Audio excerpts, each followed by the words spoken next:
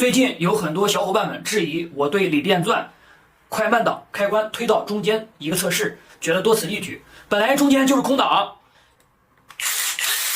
但是我觉得这个测试是非常有必要的。一般高端的电钻肯定感觉不出来，高端的电钻齿轮间隙呢是比较小的，推片开关反应灵敏。一般几十、100多、200多的电钻都出现过脱档这样那样的问题，比如正在打孔，突然齿轮箱发出呲啦呲啦的声音，就像这样啊。异响跟齿轮挂不住的感觉一样，这样的情况呢，我们都通称为脱档。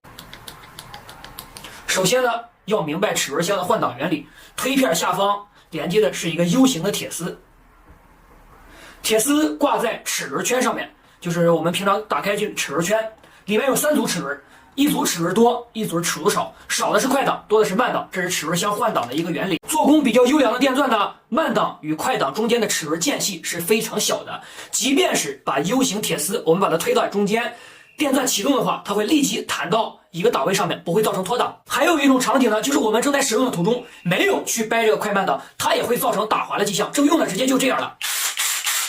这是我们推片两边的这个固定这个铁片呀，出现了金属磨损。我们看两边这个铁片是固定在壳子上面，这样是卡的。我们推到快档，两边这个铁就卡到壳子上面；推到慢档就卡在慢档这个档位上。说了这么多呢，也不知道大家听不听得懂。总之，这个测试是非常考验电钻齿轮箱的做工与间隙。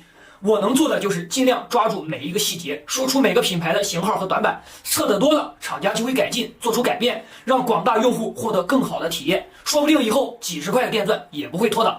所以说，还是很有必要去测试的。